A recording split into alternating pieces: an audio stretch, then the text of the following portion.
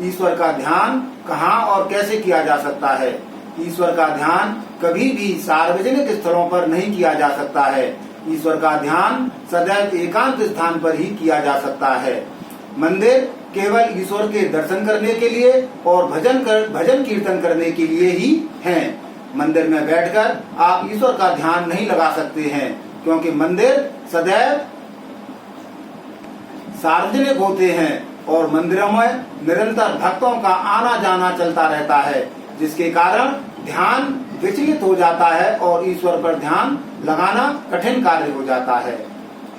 प्राचीन समय में ऋषि मुनि भी अपने आश्रम का निर्माण एकांत स्थान पर किया करते थे, जहाँ पर लोगों का आना जाना कम हो, जिससे कि उनके हवन, यज्ञ, पूजा पाठ, तपस्या आदि में किसी प्रकार का विघ्न उत्पन्न ना हो सके।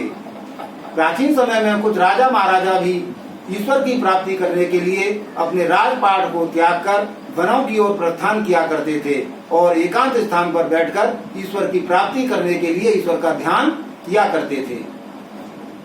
हमारे शास्त्रों में भी वर्णित है कि भजन और भोजन सदैव एकांत में ही करना चाहिए।